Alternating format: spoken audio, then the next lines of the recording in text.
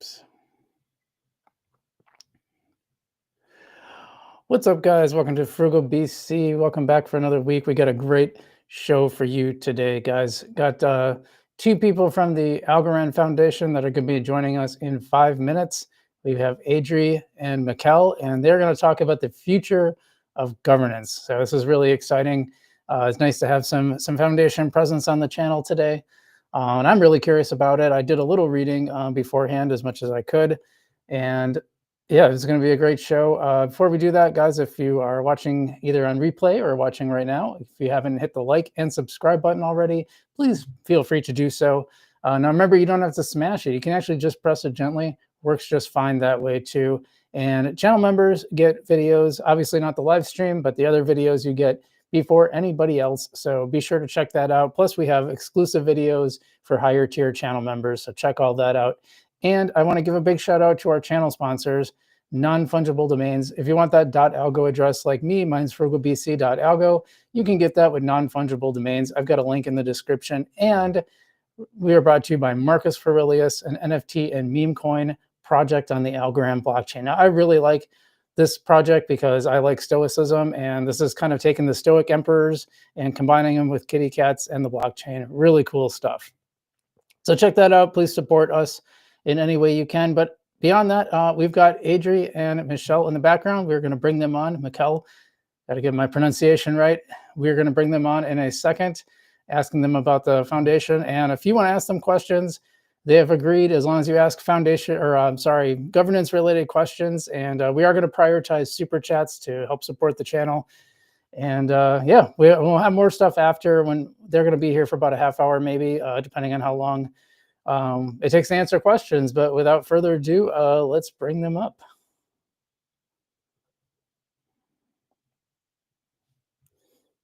Wait a minute. How come it's not? Ah, here we go. How's it going, guys? Hello. Hello, Brian. Hello, Brian's viewers. Hello. That's right. And yeah, so we're going to talk governance today. This is going to be really exciting. As you know, staking rewards went live, and that means the reward structure is shifting to incentivizing nodes running versus governance itself. But that doesn't mean governance is going away. A lot of people, I think, maybe didn't realize that. So Adri, maybe you kind of want to talk us through that transition from going from node rewards to governance, and kind of talk in general terms about what governance is going to look like going forward. And Mikkel, anytime you want to jump into, feel free. Cool. Sure thing. Thank you, Brian. I love this question because it's a bit of a question mark, really, how governance will function without the rewards incentive. We certainly hope that governors will continue to turn up because we do have lots of questions and measures that we want to propose in the future, not just about XGov as we've been doing, but as we evolve as a community and as a protocol, things related to that as well. Okay. And can we talk a little more on the specifics? Like, I know there's an XGov council coming up. Maybe we can talk a little bit about what that's going to look like. Sure, I can take it. So Sure. let's start with the XGov framework, which I think it's an important step towards decentralization. So as Adri said, we are in a experimental phase. We are constantly in an experimental phase. And so it's exciting to see what will happen in this next phase. We have aligned with our primary goal, which is enhance the security of the blockchain. That's why we moved from the rewards in governance to the rewards in consensus. But now we have linked with this. That is, the XGov will be in this beta version the block proposer. So we are going to do some math to retrieve the data, and let's say in the last 3 months you proposed some blocks, and therefore this is going to be your voting power in the XGov. So once again, we are trying to integrate the governance with the participation in the XGov framework. The XGov Council let me be clear, they won't have a decision power. That is, the final power will be always in the end of the XGov, of the expert governors. The role of the XGov Council is just to facilitate and to make the process more efficient from the XGov point of view. In particular, they will be responsible for, let's say, creating some synthetic judgment or valuation of the proposal. So the XGov, they don't have to read all the proposals that will be there, that we hope there will be a lot. And so there will be some kind of pre-filtering, but again, no power, no filter out, just to say this is a good project, this is in line with the general direction, this is, I don't know, a copycat of something that we have already seen. So just putting some data that is accountable, and then the XGov, they have to do their job after this. Okay. May I add something? Go ahead. So when we launch the new platform, the new XGov platform, the foundation will fund retroactive grants for open source projects. So something that has already been built and is working, right? So the job of the council will be to look at what is being proposed, and if it matches what it's live and the community, whether the community is using, whatever the proposer has described. The job of the XGov Council will see if the things match, and let the XGov know that. Let them know that if it's a very technical proposal, let them know that the technicalities are all there, and what is being requested is indeed what's being delivered. Okay. And for either one of you, can you kind of talk about the reason for that switch? Because I know it had been funding projects that would be coming, generally speaking. And I know some people, like I know John from Non-Fungible Domains had said that he thought it should be retroactive, but maybe you can talk about the reasoning a little bit, either one. We learned a lot from the pilot, right, Michele? And at the end of every pilot voting session, we hosted a access space to discuss the results with the community and to figure out how to move forward for the next voting phase. So it started very open, accepting all types of proposals, and we've seen that the quality of the proposals weren't matching our expectations, not just our expectations as the foundations, but also the community's expectation. And due to the way that the pilot was implemented, which was, we reused a tool that has been built for a different purpose, just so we could do something quickly and test all these hypotheses. We then decided to change it at every step. So we started very broad, and we realized along the way that the best thing was to fund products that have already been built, so the community gets the best value for the grant money that they approve. Yeah, I think that makes sense, because then you can measure it by results and make sure that the product that's being built is actually serving people and getting to people. I think that's great. I want to go back to the XGov Council. I was looking through, in fact, this was a post that you had made, Adri, about kind of the setup, and this has to be, I believe this has to be approved yet. This is something that people will be voting on. Am I correct about that? Yeah, Adri, if you want to take it, that's fine. Yeah, I can. So yes, we are proposing measures around that in this governance period, and they are already in the forum for community comment, and they're going to go live on the governance portal on Monday. Okay, gotcha. And the measure, so I think it was about a week or 2 weeks ago, we posted a broad set of criteria inviting community comments on this topic, and a few themes emerged very frequently. And one of them was whether or not the councillor should be the counselor's identity, full name, should be known for the community, whether or not the counselors should also be able to propose submit their own proposals, and whether or not they should be able to vote on their own proposals, things like that. Right. So Yeah. the themes that the governance measures are going to be around those themes. It's important that not us or the commenters of the forums are the ones deciding on this. The whole community should decide on this. And there's a few other themes that we are not going to propose measures right now, but we think that once the council has been voted in and we start discussing this with them more broadly, and then they can also have their own discussions with the community about this new sets of criteria, we can bring them forward in future governance periods. Who do you? Well, I wanted to ask a couple of things about the makeup of the membership, or how you guys envision it, anyway. Because I saw that one of the things is you want the counselors to be publicly doxxed, and is that? Can you tell me more about what you mean by that? Because I can think of like a couple different scenarios where what that would look like. It could be publicly doxed specifically to the foundation, and I saw that part of that is to undergo the KYC process with the foundation. But I know there's a lot of people that like are pretty prominent in the community that aren't necessarily public about who they are. So maybe you can kind of walk through what at least you guys envision that looking like.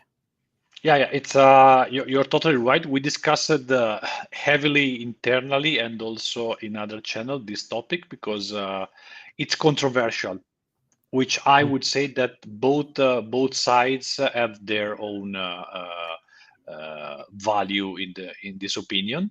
Because as you said, there are people who are really prominent. They have a reputation, but they are anonymous or pseudonymous, and on the other side, there are people who are fully doxed. Also, we have some legal requirements because if we are going to have an interaction with them, the foundation has to KYC, to dox, but in minimal requirement, the counterparty. But the question is exactly this: do we have to stay at this level, that is minimal requirement due to legal to legal aspect, or increase the level of publicly available information? I personally think that reputation is more important than publicly available information. So this is really my real personal opinion on this. Yeah, just to clarify, is the baseline just doing KYC with the foundation? Is that the minimum? Yes. Okay. Yes, this is no disputable for us because we have to abide to the laws. The question that is going to be out in this in the GP14 is the level. Do you want to keep it at this level, or do you want to force the council to have a public disclosure of all the information? Honestly, not all the information of their name. Of the name. Sorry, not their address or anything like that. Yeah, that's fair. But if the difference would be like your algo address, which summarize your reputation in Algorand, or publicly your name and surname, so you are also accountable and liable for your positions. So, and this was a contentious point. Sorry, Mika. This is what was a contentious point in the forum discussion. There's one side of the discussion that thinks, like Michele and I am the same opinion, that if you're doxed to the foundation, but you use your Twitter handle or your GitHub handle as your community knows you, that's enough. But another side of the discussion was, no, if you're holding a public office, which this kind of is, your identity should be known, you should be held accountable for your actions. So we'll see what the community will decide at the end of the voting session of this period on March 13th. Okay. Yeah, I mean, it sounds pretty interesting. Sounds like a cool opportunity for some people in the Algorand space to get involved in a different way. And there's a little bit of a stipend attached. Looks like, or at least a proposed one for got to be careful how we word this. All these are proposed right now of 10,000 algo a year, paid quarterly. So that sounds pretty neat. I think that's great. And for the audience watching at home, by the way, guys, if you're just joining us, we have Adri and Mikkel from the foundation talking to us about the future of governance now, and including XGov, which we've just been talking about. As you know, as node incentives or staking rewards, as we're calling them, have gone live. And so that was something I personally wanted to know about, and I thought it'd be valuable for the audience. And we probably got another 10, 15 minutes left with them. So if you guys have questions that you want answered, feel free to leave it in the chat. I will be prioritizing super chats, and do keep them governance related. Don't ask about their ice cream flavor, although I don't know, maybe if you ask really nicely, they'll tell you about the ice cream flavor. We'll see. But all that's open, so feel free to leave your questions in the chat, and we will try to answer some of those at the end. But meanwhile, well, I was going to ask you, and I think you kind of answered this, but I was wondering if you guys think there will probably be a drop off in participation with governance now that node rewards are live, or do you think you guys have figured out a way to keep that participation active? Okay, so I would say I come from an economical background, so I'm not so happy to say that I am expecting a drop, because if there are no incentive in participation, there will be a physiological drop. The problem is to understand how big this will drop be, and it's our duty to keep the attention high and the engagement high thanks to the quality of the question. That's the game that we want to play. It's a choice that we had to make at some point, because we had a finite budget, and we decided to go all in the consensus remuneration with respect to the governance remuneration. So it's a consequence of a bigger and, I would say, more important choice. I think that there is still room for governance even without the rewards. Even let me say, my personal, Adri knows, my personal opinion is that we should give a little bit of incentives, but the official statement from the foundation is that we are not going to have remuneration in the future governance, general governance sessions. Well, I'm on your side. I think a little incentive goes a long way, but I get it. You know, they want to switch. I know the foundation really wanted to incentivize running nodes, and you know, like you said, incentives matter. I mean, it worked. Like, there's a lot of people. It's amazing how many. I think it's like second behind Ethereum right now, right, for number of nodes now. If we count the sheer number of nodes, definitely. Yeah. We are ramping up with the percentage of total security supply in staking, but I think that there is still room to improve, and we are going to see big things in the near future, definitely. Adri, you looked like you wanted to jump in. Yes, as a community person, I would prefer to think that we've spent the last 2 and a bit years having voting sessions every quarter. And I would hope that the community will still come back to vote every quarter. We're not going to host quarters like we did before, like you don't have to lock your commit your algos for the whole 3 months. They're going to be a smaller chunk of time, and they're going to go very quickly. As soon as the commit phase ends, the voting phase will start, and as soon as the voting phase starts, we can obviously move your algos. And you know, if you're participating in staking as a solo node operator, or with one of the solutions that allow you to keep control of your algos, you can still participate in governance. And we do hope that stakers do it, and the broader community as well. Okay. Yeah. Let me add the general governance is going to be maintained, but as Adri said, in a shrinked version, and for bespoke purposes. Like we don't have to make question because we have to, but as soon as the necessity emerges, like for example what we are doing right now, we are not sure about some parameters of the framework. We want to ask when we went out asking for the minimum staking and the maximum staking for the consensus. When we have meaty questions, we are going to create a bespoke general governance, which And the first one. Go ahead. And the first one will be electing the XGov Council next quarter, GP15. True. Yeah, very cool. No, I think that's a really great point, because if you're incentivizing it, you pretty much have to come up with a question or questions every quarter, because people are going to be, you can't just like not do it because there's no questions, because people are expecting the incentives. So yeah, without the incentives, I mean, that is a pretty good point. It, it gives it more like, well, we can do it when we really need to, not just for the sake of doing it. Yeah, that makes a lot of sense.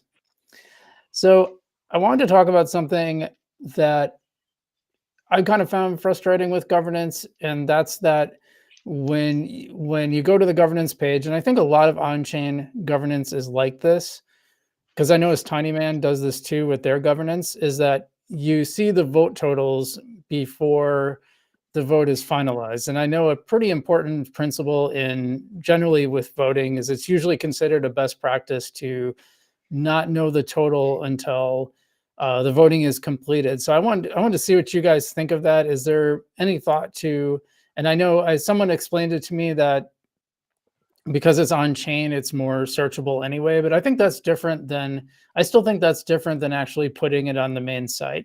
That's just my opinion, but I want to hear how you guys respond to that. What do you think about that? Look, I think that since we are in a public blockchain and we committed to have a governance, an on-chain governance, which I really think that is important for the transparency and accountability, it's kind of inevitable to have this disclosure of temporary information during the voting session. I hear you that we could hide in some sense in the governance portal the temporary results, but we have seen several times that the vote flipped during the voting session, and it has been quite fun to see it flipping through time. But for important questions, I remember was related with the DeFi inclusion in the governance. So people were really updating the web page, the governance portal, to see if they were above the 50% or below. We never explored alternatives, but I think that theoretically speaking, there could be some kind of zero knowledge proof mechanism for, let's say, preserving the privacy of the vote. I don't think we currently have the effort, the capacity to implement. Oh, really? It would be an interesting exercise. Because I was thinking like maybe even like how Twitter does it, where you can't see it until you hit the vote button, and then you can see the totals. To me, that would be maybe a little better, because then if it's weighted towards one side, I think that tends to kind of influence your vote. You might be like, oh well, everyone's going with A, I was going to go with B, but it doesn't look like it's going to win anyway. I just wonder if it might be a little more purity and have a little more purity in terms of vote psychology. But I've covered politics for about 20 years, so this is something I kind of care about a lot. But Adri, you looked like you wanted to jump into.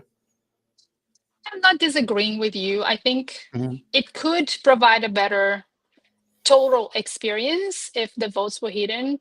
But I've always come to this vote in particular with my opinion already made. So for me, it's easy to say that, seeing that they're never influenced me, and I've always enjoyed like knowing what's going on as time elapses. But I don't know if this is something the community really wants. I think John has plans to, soon let the community contribute to code.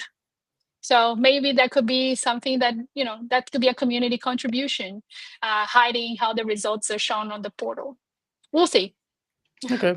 Well, something to think about going forward. Like I personally would love to see, this is just my opinion, but I would love to see like a Twitter style where it like doesn't reveal until after you vote. But yeah, just something I wanted to bring up. So I've got a few questions in the chat, but none of them appear to be governance related. There's some node related questions, but I don't think that's your guys' purview. And someone's asking about MasterCard updates. We can talk about that. I don't think that's really Adri or Mikkel's area of expertise. Well, But, I've heard about that is we- soon, and the testing is going really well because I'm using my testing MasterCard everywhere, and it's seamless. Oh, So nice. stay tuned very soon. Me Nice. too. I bought several ice creams, and I can tell you also the flavor with the MasterCard. So Okay, let's spill it. What's the favorite ice cream flavor? stracciatella. Stracciatella. That's a Yes. cheese type, right? It's latte milk with chocolate chips. Oh, that sounds pretty Simple, good. but if they are good in doing ice cream, it's very good. Very nice. In Portuguese, that's called flocos. Flocos. Interesting. Oh, Don Tukun here asked about says, what about governance NFTs? You guys know anything about? Yeah, it's an interesting question. As of today, the minting of the governance badges is working. We just had an internal discussion, but no disclosure of what we are the general framework. But definitely, it's a matter that we are touching, like trying to engage and to use the governance NFTs for future engagement. This gives me a hint to make one important statement. Oh, yeah. The current XGovs, which relies on participation on consensus, is just the first way to be an XGov. So we are contemplating in the future, once we have seen that everything is working smooth, new ways or additional ways to be an XGov. And governance NFTs could be a way, because with these NFTs, you demonstrated that you participated. I would say I participated in all the 14 governance periods, and so this will be really a measure of your commitment in the Algorand ecosystem. So it's hard, as usual. It's hard to get the correct merging of these different metrics, but it's something that we are evaluating. Oh, very cool. Good answer. Well, I think that's it. I think we don't have any more questions in the chat, and I think I've set aside my questions. Is there anything else that you guys wanted to leave the Frugal BC audience about governance before we let you go? Adri, please. Yes, I love this question. I would love for the community to continue to show up for general governance whenever we have the new bespoke governance periods. I would love to see the community come to the forum and create their own conversations and topics around governance and what can be improved. We sometimes don't actively participate in every discussion just because there's not enough time to do all the things, but we certainly read every tweet, every blog post, every comment on the forum. Every Frugal BC video. Every Frugal BC video. Like we try, usually when I'm out exercising, I have some algo related something in my ears, and Nice. we are here to make the community voice count. That's our job, and we love it. So keep it coming. All right, very cool. Well, thanks so much for coming on, guys. I really appreciate that. I think we had a lot of fun today. We had a good discussion and some good stuff. Now we know a little bit more about what governance will look like going forward after node rewards. So thanks so much for coming on. Thank you for the invitation.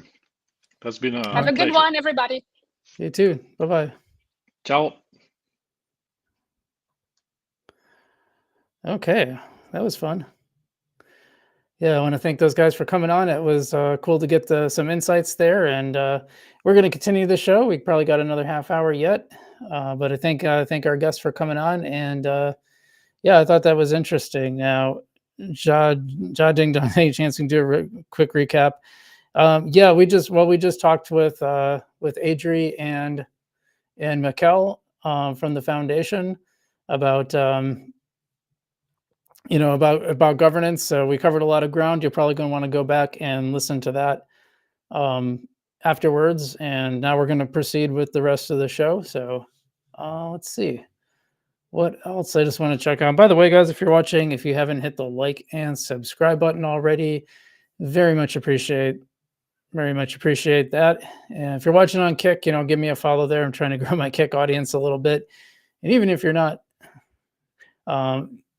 yeah, totally fine. So,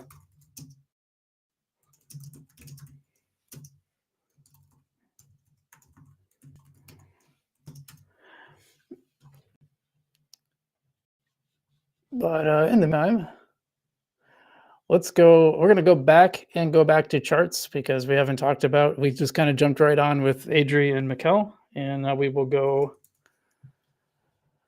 I guess we'll start with the regular crypto charts. Let's see.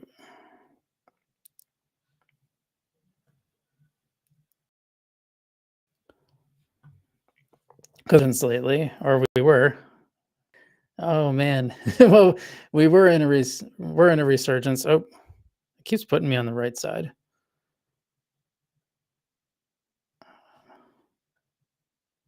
There we go. Yeah, so we were getting really close to that $100,000 level on Bitcoin again, and just it just fell backwards. Kind of a bummer. But we were having quite a bit of momentum, especially Algorand, and we'll get to that in a minute.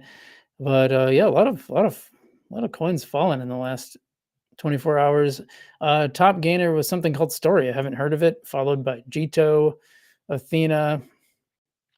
Oh, even Dogwif Hat coming back up. That was another meme coin. Virtuals Protocol, I hadn't really heard of that. Celestia, that's on, I believe that's on the Atom, on Cosmos. Yeah, boy, just this morning, things were looking pretty good again, and then a little bit of a pullback. So there's our USDC Mason-Dixon line, so to speak. Everything below it is losing, and yeah, Near Protocol down there, Tezos down there, everything kind of losing a little bit. So, let's go back to we got a sell off in the Coin Market Cap 100 here, about 1.5% down.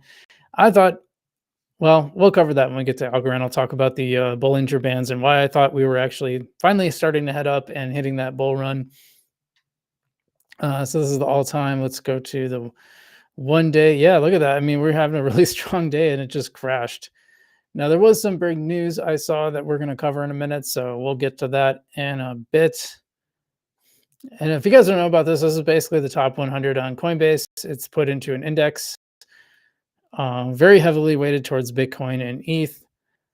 I believe it's just weighted by market cap. So, probably XRP and XRP is like the biggest part of that outside of Bitcoin and Ethereum. And you can kind of see the top. How's that showing up on the screen there? Yeah. Yeah, you can see how that's showing up on the top coins here. So let's see. What's the fear? What's the fear and greed and exploit? I was really hoping to have this triumphant stream where we're okay, finally going in the right direction. So yeah, we are still in neutral. We're actually in neutral territory, but we're just on the border of that fear line again, which makes me think, if the lengthening cycles narrative is correct, we should be actually heading up pretty soon, I would imagine. So I'm hoping this is like the pullback that's right before we take off. Why don't we head over to Algorand? I'm just going to look at the Algorand chart here.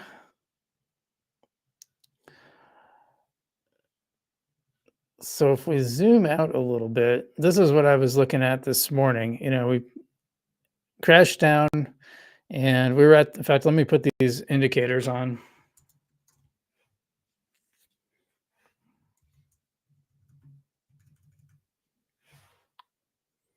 Bollinger Bands. I just forget Bollinger's two L's and RSI. So I'm going to show you what I mean. And it did happen. It did happen. Just didn't last very long. Usually when you see the RSI fall below 40 and especially 30 outside of this range, and the candles are at the bottom of the Bollinger Band, which it was, which I think I pointed out Monday, because it isn't 18th Monday, 17th, somewhere around there. Usually that means you're headed for a pump up, and we did, and we were at 27. Actually had a little spike up to 29 cents, and then we've come crashing down, kind of at the range of that Bollinger Band area. So right now we're still level, so it could kind of go either way. And nothing, but the one thing I'm not really a technical analysis guy, and I've talked about how I'm not a technical analysis guy. I don't really believe in it, to be honest. But one thing that seems to be reliable is that when you hit the bottom of this band and the RSI is really below 40 at least, maybe closer to 30 or below 30 especially, usually that means you're going to hit a pump up. And I saw this from another crypto trader online, and I said, all right, let's test this out. Actually, it doesn't always come true, or sometimes this pump is like really minor. It works pretty reliably. So if you're dealing with enough volume, actually trade on this and make a little money. But yeah, when you're in this mid, you have to look for that, and that doesn't happen all the time. And like you said, you can see it here. We weren't that low on the RSI yet, but you see when we were below 40 here again on the left side, you can see we had some big candles up. So if you wanted to spot trade, that's like a way to do it. Not financial advice, by the way. And you're not going to get it every time, but sometimes you end up catching a big pump like that. Pump, I mean, that's relative. Let's see what people are saying.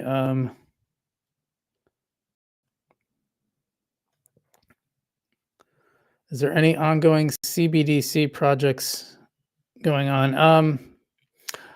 No, there's something I'll cover today, sort of related to that. Rowan Villano says, oh, ETH got hacked. Best Logo channel. Thanks, Rowan. Says, hey, thanks, Rowan. Thanks for being here. Thanks for everyone who stopped in and commented. Cedric, Tom, Don Tikum, Jaja Ding Dong. That's a great name. Xavier, Martin, and Rowan here in the chat. Yeah, we'll have to look at that. In fact, we'll look at that right after we get done here. That'll make a big difference. Yeah, notice it wasn't Algorand that got hacked, by the way. It was ETH. Surprise, surprise.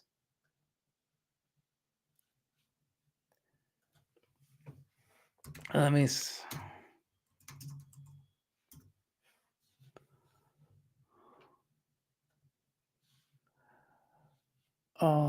switch to this. Yeah, here we go. Bybit exchange hacked, over 1.4 billion in ETH related tokens drained. That's a lot. Hacker took control of an ETH wallet on the Bybit exchange on February 21st, stealing over 1.4 billion in funds in the process. That's a lot. Damn. Well, now we know why the market crashed. It'll probably pop up. The thing is, like, this stuff happens and the market reacts really quickly and then it kind of recovers. So that makes a lot of sense, because I think we showed how sharp that was. The drop off was not. In fact, you can see it. Excuse me. If I switch back over here, I mean, you can see how sharp it was. It was shooting up and then just boom, dropped. So, well, let's dive into this one a little more. Cryptocurrency exchange Bybit has been hacked for over $1.4 billion in liquid staked Ether, mantle staked Ether, and other ERC20. I don't even know what that is.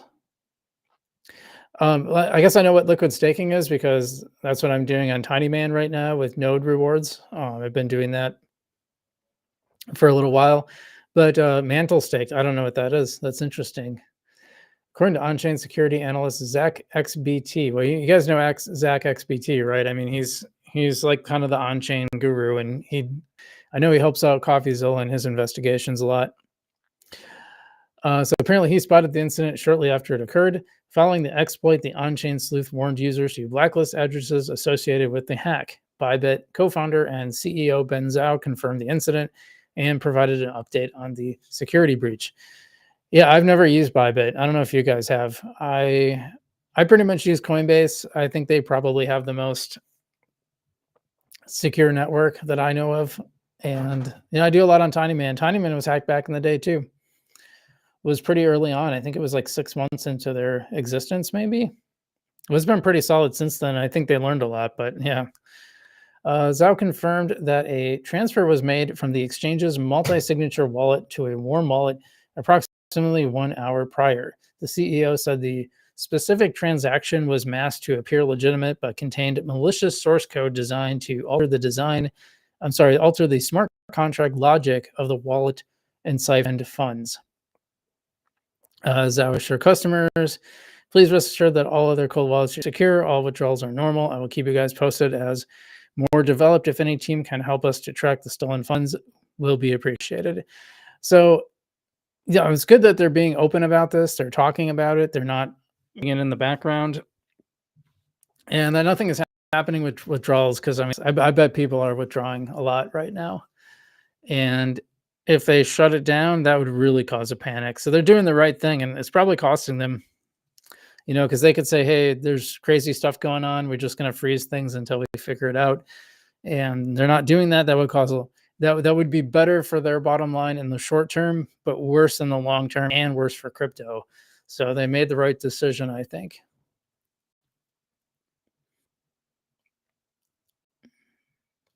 Incident files several high-profile hacks and security incidents throughout 2024 and early 2025 that left crypto exchanges drained of funds. Now, ETH really tanked, but ETH has been like doing horrible anyway. I don't really understand this chart, by the way, because it's 15-minute, but okay, I see what they're saying. Yeah, over the day, it's actually still up a little bit, which is kind of crazy. Price of ETH dropped over 3% following the hack's confirmation as the breach, among the largest in recent crypto history, sent shockwave through the market. Yeah, and then they're going to go, okay, there was one on ZK Lend. Jupiter was hacked on Solana. Surprise, surprise. Let's just see if there's anything else interesting. A hacker took control of Elisa Labs founder Sean Walters' X account. And I don't know if you guys remember, I think this was 2023, where CEO Stacy Warden's X account was hacked, and then the guy was like posting some really wild stuff, like crazy things. Some of it was kind of funny, some of it was pretty like poor taste, I guess. But MacGyver 7th, welcome in the chat, says, sup PC, well, I was wondering what caused the drop. Yeah, me too. We just found out on stream, so pretty wild. I want to take a look. I kind of paid attention to that when we were on stream, but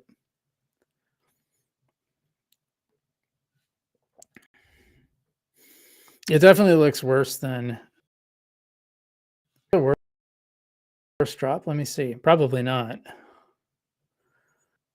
No, by far not the worst drop, which is actually kind of surprising. A lot of other coins that had nothing to do with the hack dropped a lot worse. In fact, yeah, right now, as it stands, it's only 2% right now. But let's go back to market cap here.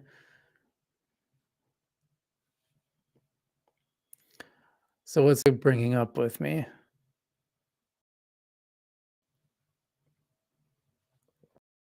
Here's the daily chart, and yeah, you can see how it just off and then started bouncing back up a little bit, actually. So hopefully it's kind of a short-term thing. That's what we hope, but yeah, very interesting. So yeah, I missed it earlier in the stream. We had Adri Belotti and Mikkel from the foundation. They were talking about governance, so you guys can go back and watch that after the show here. It was a good conversation. I did press them a little on how governance is held. I guess we disagree on that, and that's fine. You don't always have to agree. But I really think they shouldn't show the governance totals until either the vote is finished, or at least have like a Twitter style where it doesn't show you the totals until you click on it. But that's just me.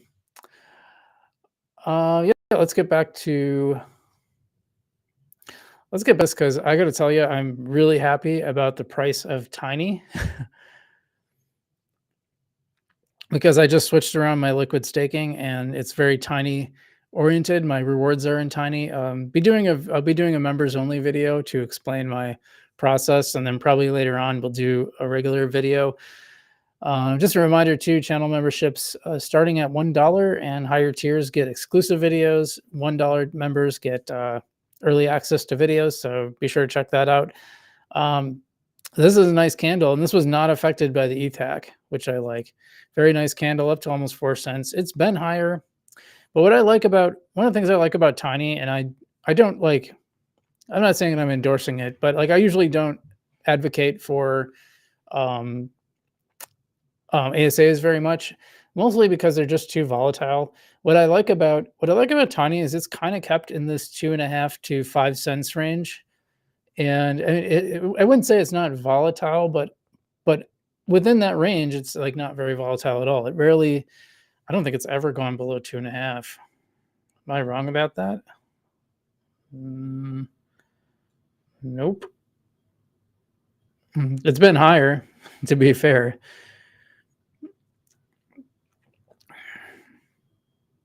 Okay, here it was, yeah, it's still above, just above.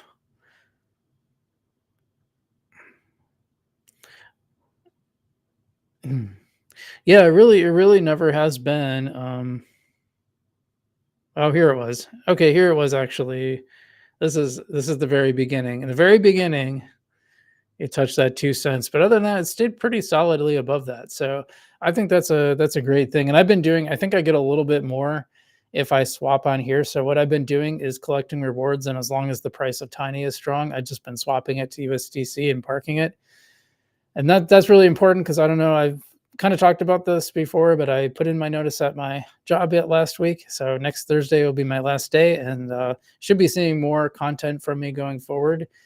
And part of my strategy is having this reward structure to help with cash flow outside of my YouTube channel and my newsletter, which my newsletter makes way more. My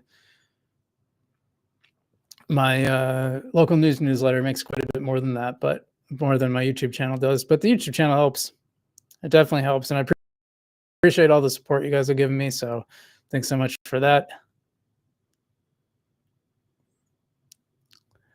Yeah, Rowan says, yeah, Bybit was hacked. Yep, we just covered that. So yeah, nice to see at least Tiny wasn't affected by that. And I'm a big fan of that one. Let's see what else we got. So there's some new ones. Panda Chain what?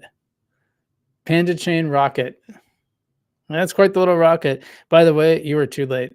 Okay, you're just too late. You had to be here. This is a weird looking chart, by the way. What is with that? It's just very strange. Interesting. Yeah, and that's like, it's up 120% on the week or day, actually. Little Froggo, Gora actually having a move up. I've got a little bit of Gora. And Munko, you know, it's interesting. I feel like Munko and Balsac were going crazy for a while, and then I just don't see a ton about them. I did see a pretty big influencer. In fact, I kept it. Just give me a second here. Oh yeah, here it is. So this guy, Joshua Roomsberg, who is the founder of Chainlink, the host of the Chainlink podcast, has almost 300,000 followers. He asked, what are your favorite crypto projects with a market cap of under 10 million? Leave a comment. I will take a look. Kay, who I think I end up sharing a lot of his stuff on here. Kay says, Monko, have you looked at Monko? And he posted a screenshot of him with a Monko purchase. That's awesome. That is awesome. I think I replied to that too. Yep, hit the little Monko thing. So I think that's kind of a big deal for the ecosystem. And by the way, guys, if you're watching on Kick, thanks for watching on Kick. And if you're not, and feel free to keep watching where you are. But I really think you should go follow me on Kick, because I'm doing some stuff on there that I don't do anywhere else. And like last night, I streamed a poker game with some of the Algorand fam in the Womp crew. And those are really fun games. I highly recommend going to their Discord and checking out when they have games. They have free ones, they have paid ones. There's prizes for winners. It's a lot of fun. I enjoyed it. I've been hanging out there a little bit, and then I'll stream the games. Of course, I put my screen ahead of the poker hand, so if anyone's from the game is watching, they can't see my hand, but that's a lot of fun. I actually kind of want to find a video to react to, but let's go back to the charts and finish that up. So I'm just trying to look. Everyone else is pretty flat this week. Everyone in the over the 24 hours time that's gone up. It is leading in stable TVL by about double of chips, which is pretty impressive. And yeah, 5%, so up 7% on the 1 hour. Whereas everything else is it's not doing so hot. So, and it's up on the week too. Yeah, Vestige had a pretty good week, as did Polka Gold.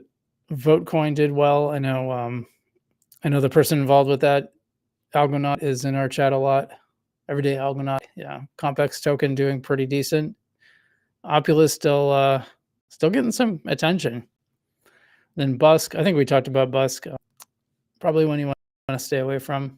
But yeah, Tiny in the trending. I like to see that. New one called Dartcoin, up 7.5x.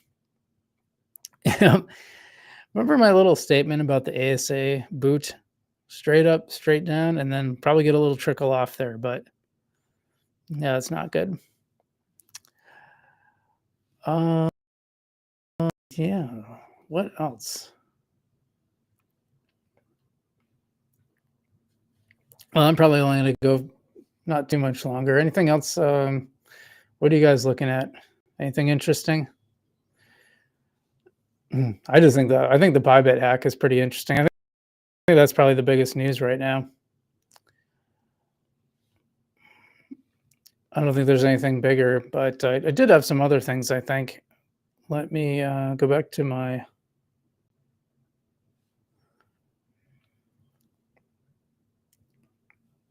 Oh yeah, I said I would share this. This is from Alex France.algo. This is getting very interesting. ECB, and what is ECB? The European Central Bank. Someone asked about CBDC. This had something related. The European Central Bank announced that they will continue developing a solution for settling DLT-based transactions in central bank money. Guess what? It's led by Pierre Cipollone, who in 2022 called Algo one of the most advanced blockchain solutions for financial services on the market. At the time, he was the governor of Banca d'Italia, which also has a thing with Algorand. We'll cover that in a minute. Whose interoperability solution to connect target ECB RTGS with oh, Jesus. Guys, you got to spell this stuff out. I'm just going to say it. You got to spell this stuff out. Stop. Okay, so target ECB. It's the umbrella over Eurosystem's financial market infrastructure, T2, T2S, and TIPS.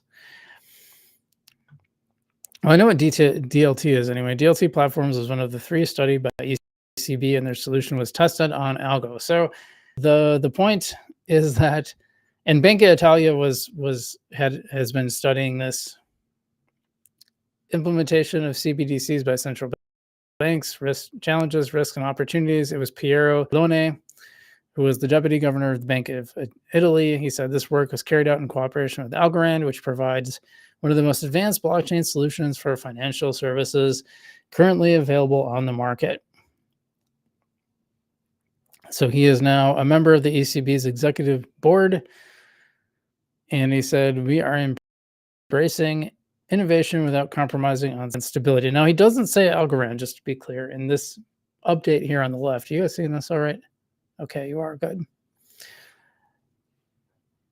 But this is the guy who was working on the Algorand with Banco d'Italia. So that's the point. Like, to make it much more simple, the guy who was touting Algorand on when he worked for Banco d'Italia is now in charge of the DLT based transactions initiative in the European Central Bank.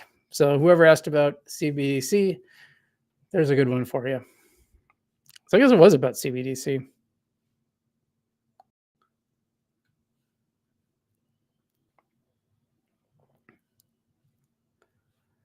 Rowan says, have a good day, good night. Well, thanks for watching. And yeah, make sure to go check out the replay, because the interview, I think, was pretty good. I think we had a good discussion.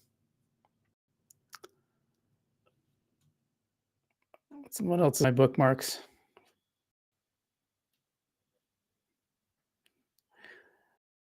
That investment guide was pretty. This guy Jeff Park. I'm not going to go through this today, but this guy Jeff Park was pretty interesting, I thought. He was on the Wolf of Wall Street's podcast, which is I like to listen to that one. Every time I refresh my podcasts, I pull that one up. I usually pull up whatever the latest one. It's a good way to help keep up with crypto news. And Jeff Park was on talking about options and different things. Very, very interesting podcast. Yeah, I won't go through that today. I'm probably going to wrap up in another 10 minutes or so, but it's pretty interesting one. I've been wanting to read that one for later. This is really surprising. Okay. So, Loot Wallet is kind of like the third wallet on Algorand. You have Para Wallet, you have DeFi. I know people really love DeFi. I kind of like both. I like Para the most. I just been using it. I think they've been building a lot of cool features. I do like the way DeFi has some really cool features that they added. And then Loot Wallet, I just haven't, they follow me. That's cool. Haven't really had a reason to use them. Anyway, they announced Loot will not be posting updates on this platform any longer. We hope to see you on others. And I don't know what the deal with that. Some people are taking it as a political thing, which I guess I don't know why you wouldn't do that on Twitter or X, which X is kind of a big deal in terms of crypto. It's like the crypto central, really. I have been using Farcaster a little bit, or Warpcast or whatever. But yeah, I don't find a lot to grab onto there yet. See, Algorand report says a very narrow-minded and anti-business decision. Good to this. I think you meant good to know this about Loot Wallet. Much respect. See you on Blue. Send them in Blue Sky. Man, Blue Sky sounds nuts, dude. Like, if you post anything that isn't even, is this like a touch off of the left, they will just destroy you. Some people that I follow that are like pretty hard on the left, they're like pretty far into the left side of things, have just been like dogpiled on crypto, on Blue Sky, whatever. I got that one stuck in my head now. Yeah, this one, Stacks is just kind of laughing. It seems like kind of stupid, to be honest. Like, just post where people are. Hey, Tardio, so you're banning your project. See you on Truth Social. We got Trump waving. At least everyone's taking it as a political thing. I don't know if that's someone said it was a joke. Was it? I don't know. Is it the last thing they posted? Let's see. Yeah, looks like it was. Doesn't look like it was a joke, unless they're just taking a little break here. But it's the very last thing they posted. They only had 500 followers on here, which is kind of wild for like a main wallet on Algorand. That's pretty surprising. Oh, this Dave Portnoy thing. Should we watch this Dave Portnoy thing? I think we should.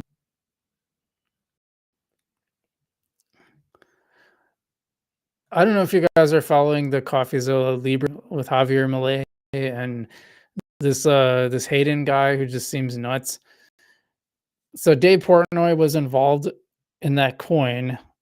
He says that the thing from Altcoin Daily says Dave Portnoy exposes the corrupt Argentina meme coin fiasco, which I find really funny because he lost like 5 million and they paid him back.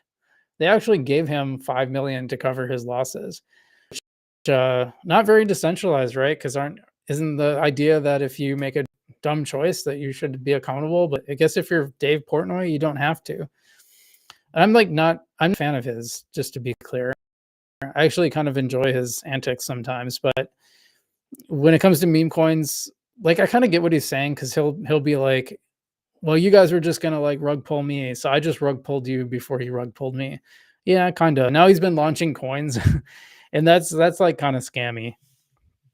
It's one thing if he just buys a coin and tries to, get out before anybody else. Okay, fine. But to actually be launching the coin, kind of crazy. But let's see what he has to say here.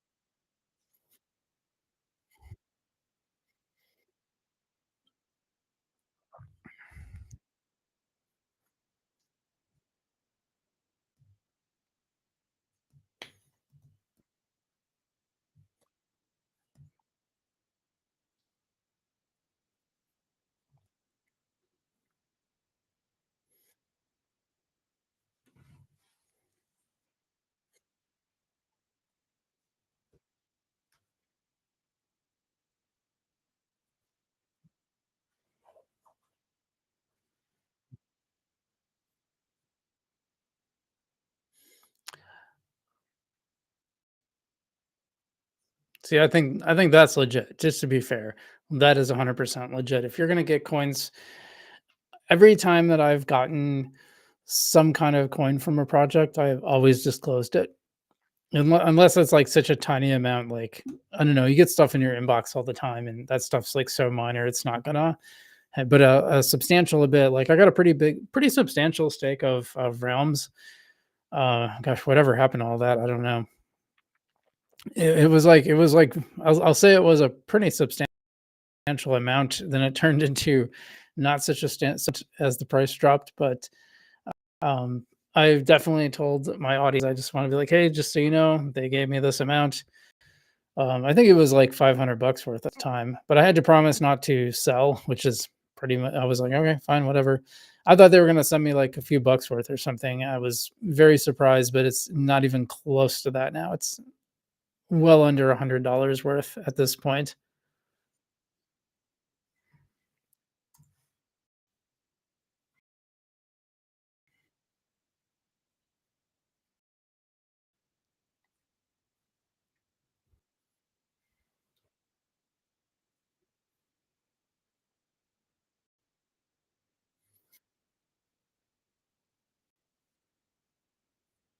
By the way, that's like I just looked it up. It's like $35 now.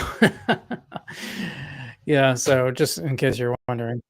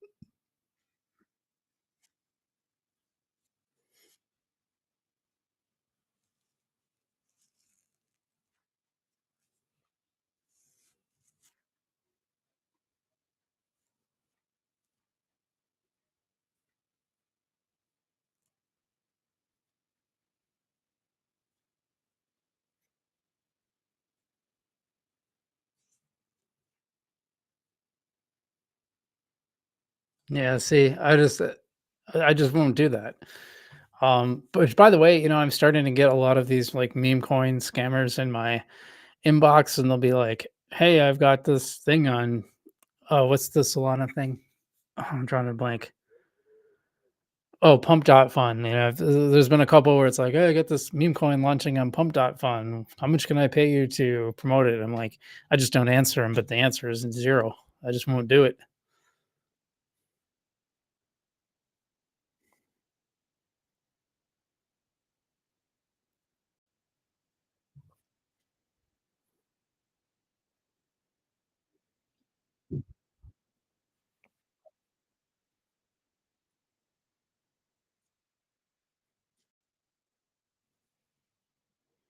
Good.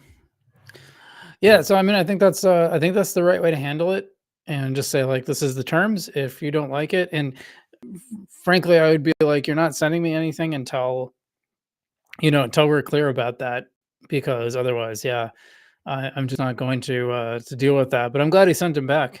If true, I mean, I guess we can always hold a little bit of skepticism when we hear these kinds of things, because maybe he did, maybe he didn't. I don't know.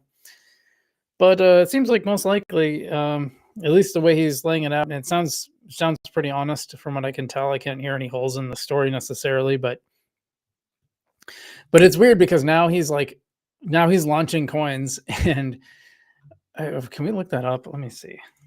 I want to see if he said anything.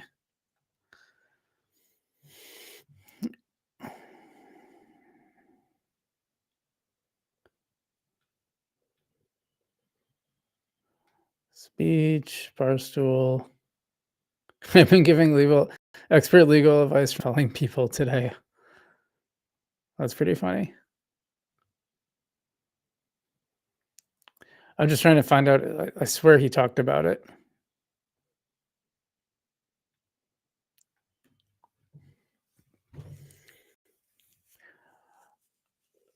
Let's see. SAC launches cyber unit to combat cryptocurrency fraud. He says, "I love it. So many scammers and liars out there. Let's clean this space up. Take out the trash. Together we can win. This is when it pays to be the cleanest man in crypto." P.S. Can we arrest the crybabies who are told not to risk more than they can lose, and that meme coins are at risk, and then cry follow too? I mean, I actually kind of agree with that. I do agree with that. I think if you're investing in these like fly by night celebrity meme coins, like you should know what you're getting into. I would just say don't do it. Right? Just don't do it. Why would you? Just crazy to me. So I don't think he's wrong. I honestly don't think he's wrong. I think I think if you wanna put some money into these, like listen, I bought into Monko a little bit. I'm into Marcus Furlius. They're a sponsor of the show. I'm gonna put some money in there. And you know what? It's money that if it goes away, it's not gonna kill me. In fact, I don't even know. I'm not even tracking like how it's changed. I can look. I'm not gonna show my own screen, but let me just look. My Monko. Whoa. Apparently, I have $200 some worth of Monko now. When I had only put in 25, did I 10x my Monko? That's crazy. Okay, well, I did not expect that to happen. That's something. I'm gonna have to de-risk a little bit of that. Yeah. Otherwise, yeah, my Marcus is like worth $10. I think I bought $10 of Marcus, so it's about the same. Got a little ATRDO. Yeah, like I said, Realms went to nothing. My fames were about $30. I'm just kind of going through. I'm not showing them. I don't want to show my wallet on screen necessarily, but Mooj, I think I got that airdropped. That's like $10 or $8. $8, yeah. Still got some of that vibe. You guys remember that? I got Feely. I got hosed on Feely, but that's okay. I think it's cool that she launched it. I like her a lot. So yeah, my ball stock went to next to nothing. About $1.50. I think I must have bought 10. Interesting. Yeah, I don't. The thing is, I don't even keep track of them. Yeah, I actually got some Jaws too. I didn't remember getting that. Someone must have sent it to me. Yeah, so most of these coins. Guess how much my yield is worth. I got like somehow I still have like 8,000 yield. It's like 13 cents. I got 1.1 Aura, which is about 11 cents right now. Trust token. Yeah, I'm just going through the graveyard. You know what? I will. Hold on a second. I'm just going to show. Okay. I am going to show you guys actually. I changed my mind. I'm going to show you guys. You seeing it now? Let me see. All right, so I'm actually going to show my wallet. I see some chats. We'll get to that in a minute. I'm just going to cut off the total. But yeah, look how much Monko I have. I don't even remember. I don't even remember having that much. So it must have really went up. Oh, I still got some tiny. Oh, that's the tiny. That's the tiny that's locked into the stake. Otherwise, yeah, most tiny I've just been like flipping into USDC. Lots of lofty tokens which are not valued the way they show on here. There's no way. That's a whole other topic. Here's some ATRDO, which is about $20. I think I probably bought like 10. I think I bought 10 of most of the meme coins. I'll just throw like 10 from Algorand. This has been kind of holding steady and everything else. Well, Mooj, I think I just got sent Mooj. I think it just came in the mail. And my little para wallet, the little red flag was up, meant I had mail. PayPay. This is all free PayPay. This PayPay amount, which I know it's only $7. That is PayPay that I got from playing Fractal Monsters, and then I put it in a pool, and it made more PayPay. Gora is like $1.70. I think I paid a lot more for that Gora than $1.70. I could be wrong about that, but I'm pretty sure. A lot of times I just buy like little amounts to test them out. 2000 Barbie. This got sent to me. Pretty sure this Gary got sent to me, or maybe I won it. Sometimes I win stuff on Astro Explorer. You can win like little crypto amounts. Look at 5,200 Alcamon for 50. Yeah, has there been any? Hold on, I gotta see this. So Alcamon came back. I don't know if you guys knew that. I just want to see if Clifford had any updates since then. Kind of looks like no. Nope. So he tweeted in December that Alcamon was back, and then we just haven't seen anything since then. But I had to take a shot. Yeah, Chip, I was doing some little experiments with Chip. I still think that's probably not a bad option for earning rewards. Yeah, a little bit of Jaws. Now we're just going through the Graveyard Scout. I think I got that from some pair or something. Algoneer, I got that sent to me a really long time ago. G-Bag, no idea. Grocery bag, I guess. DFly, I was doing some DFly with tiny staking or tiny LPs a while ago. Smile, Smile, that's another one that's just gone. Tacos, hey, I love me some tacos. You know, I actually visited the taco shop where the taco coin comes from in Iowa. You can check that video out on my channel. Alva, I don't remember. Oh, Alva. Oh yeah, that was the Avatars coin. That was a good game. I don't really understand what happened to it because like they had a version up playing and I don't know, maybe the money just didn't make sense or that seems like the kind of thing you can kind of do on this, keep going on the side. A bank. Yeah, there's another blast from the past. Oh, I got some DOD. Did I buy that? Or did I, with that even number, they must have sent it to me. ACAT, that's an old one. A gold, gone. Guard.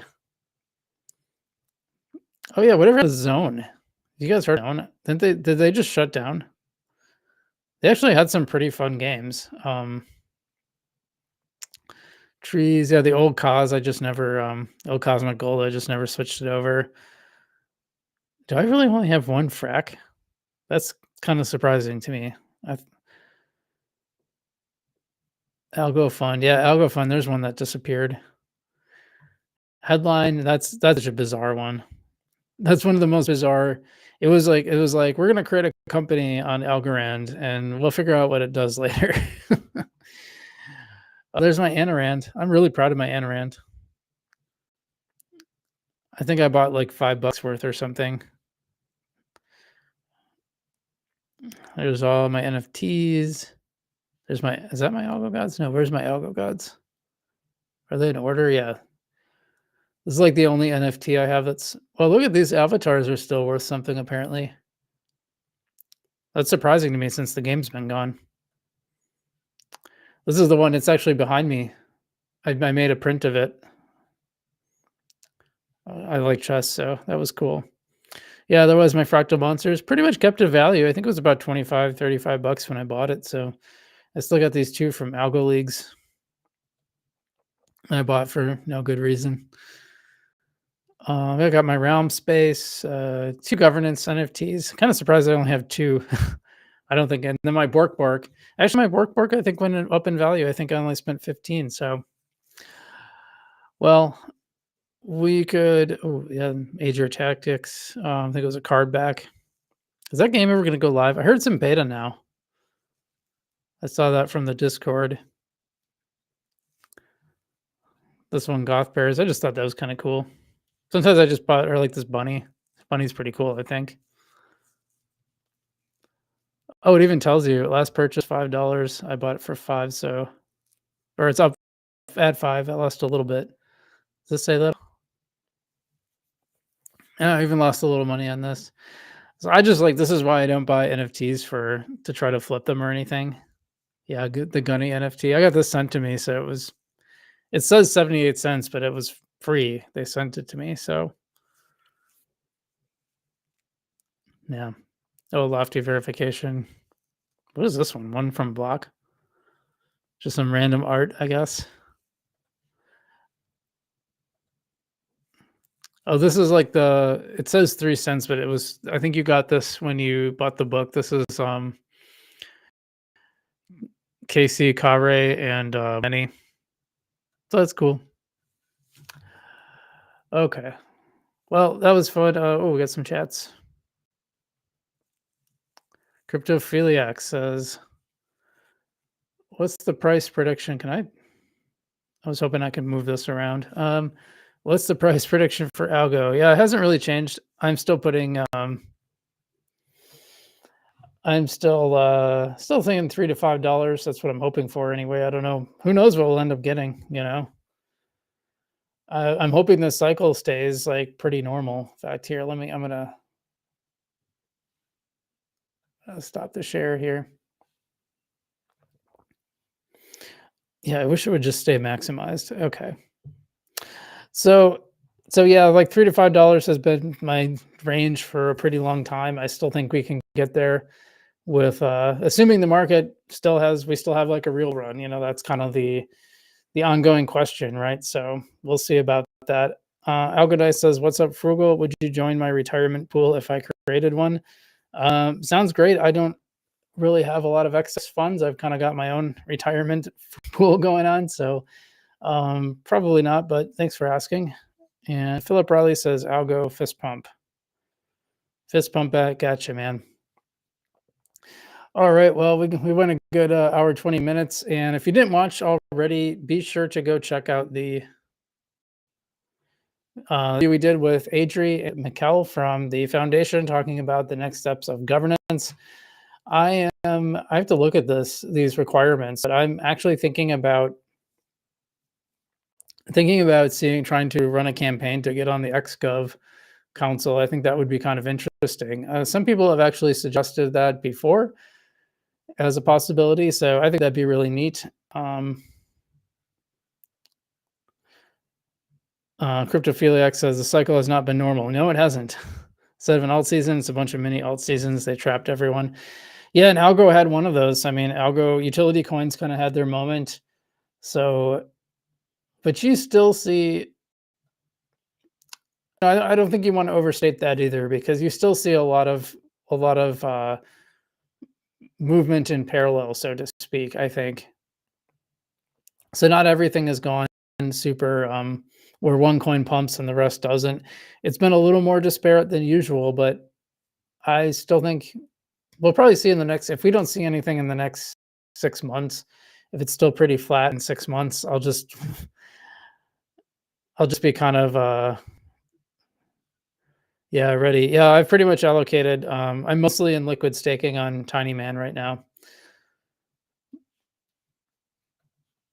But okay, guys. Well, thanks for watching. I appreciate that. Like I said, go back and watch the interview. I highly recommend it. I think I think they gave us some really good, valuable info, and we'll have more guests coming up and more solo streams too. I'm still debating about whether to stream twice a week. I am streaming on Kick Extra. Sometimes I just do the charts, or I play Algorand games, or Algorand Poker has been a pretty common one that I've been doing. So you can check me out over there. Otherwise, I'm Frugal BC. And stay safe out there, and I will see you in the future.